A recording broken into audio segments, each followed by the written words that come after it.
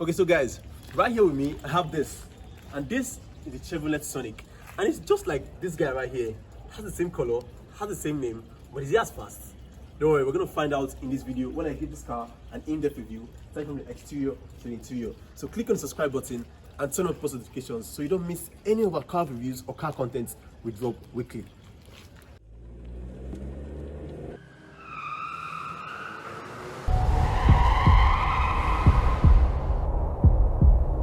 So the Sonic was made as a replacement for the AVEO, and it was introduced in 2012. So being a subcompact car, its main competitors are the Toyota Yaris, the Honda Fit, the Ford Fiesta, and the Hyundai Accent. So being in this section, I think this car looks really magnificent. So starting from the front, you have this split grille with the Chevrolet badge bold in the middle, and you also have some air vents here for air intake, although some of the vents are actually shut off.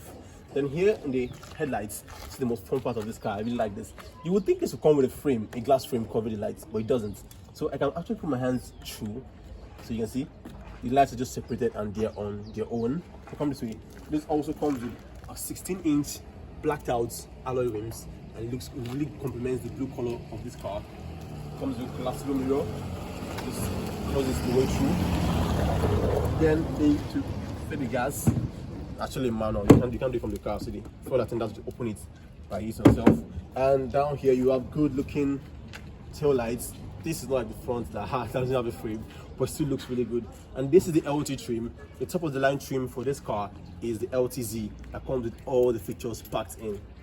You also get rear spoiler, a brake lights, and when you pop the trunk open, okay, let me unlock the car. You have quite enough trunk space here. This will fit like 3 to 4 or 6 bags, and you can actually lower down the back seats to get more space in the trunk. So let me show you the key fob. The key fob comes with 5 buttons, 1, 2, 3, 4, 5.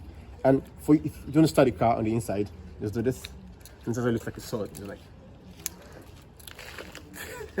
so these 5 buttons. You have the unlock, you have the lock, you have the one to release the trunk, and horn, and this is the remote start button. So I can start this car with the key. So just watch. Then hold. For a car this price, a remote start is really a good option. So let's go inside. So getting into this car, you have automatic controls for the mirror and the window, and you also have huge door pockets here. So this will actually even take bigger bottles. And on the seats, you can actually get automatic, so you get a standard manual control for the seats. You just do this to bring it front, and this to take it back, and this to bring the chair forward or backward. That's really tasking. The interior of this car actually feels good, but you don't get the best of premiums of materials you wish for. Like on the dash here, this is all cheap plastic, all scratchy plastic, even on the door. So on the steering wheel, you have the audio controls here, and you have the cruise control buttons here. Then on the gauge cluster, this is actually a motorcycle inspired gauge cluster. That's why you have just the tachometer here, and you have a small digital screen that will show your mileage, show how fast you're going, show the fuel gauge, and some other information, although I can't be able to show you that because the battery is dead. So also on these small buttons, these small holes here, you have some information there like the seat belt warning, your battery warning, or the check engine lights. Then down here you have the MyLink infotainment system that actually is screen touch, but I can also show you that because the battery is dead. You have the home button and power button. You have air vent, AC vents here. Down here you have storage here, more storage here. You can put your keys, you can put your phone, and here more storage. So a lot of storage compartments in this car. Take a look at this. See these AC vents? This reminds me of the Mercedes S-Class, this turbine style vents, although this one is made of cheap plastic, but it looks alike though. And down here you have a 6-speed automatic gear selector. You have a 12-volt socket here. You have a button here for traction control, and you have a button here to activate child lock. You also get 2 cup holders, medium size cup holders that will actually hold your bottles well, and you have one here. Although this one is not kind of fit, so you keep rumbling about and not making noise. Down here you have the tri-zone climate control, and although it's all cheap plastic in this car, it actually goes well for the kind of money you're going to pay for this car.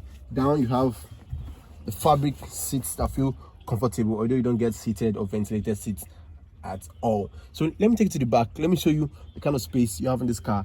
It's being a subcompact car. So being a subcompact car, I did not expect to get this much headroom. So I'm 5'11" and I'm seated comfortably here with enough headroom. So if you're 6 feet, you should be fine here. But the problem here is just the knee room, as it's kind of limited. And you don't get side pockets on this side, but you get on the passenger side. I have no reason why they did that. Also, you don't get cup holders. I can't bring down this part for you to review cup holders. No, you have only this boring huge cup holder right here. And with all these features deleted, I'm very happy they left one thing. This car has total of 10 airbags in the front, the side, and the shoulder, and that's what gave this car a 5-star crash test rating. So meaning with all the features they removed, they left this car to be very, very safe, and I guess that's priority, our safety. And you can also get this car as a hatchback, but the hatchback looks really ugly to me. And this car is kind of scarce in Nigeria because this is the first of its kind I'm seeing in Nigeria, and it costs around 3 million naira for a foreign used car. Under the hood, you have a 1.8 liter inline-4 engine that puts out 138 horsepower and 125 pound-feet of torque. Not so much power, but it's kind of okay. It works for its class. So click on the subscribe button and turn on post notifications so you don't get to miss any new review I drop weekly. Also, go follow me on Instagram. There will be a link down below in the description. And if you want me to review your car, maybe you have a cool car you'd like me to talk about, to review, or make a video of, just send me an email down. My email is also down in the description below. So, see you next week.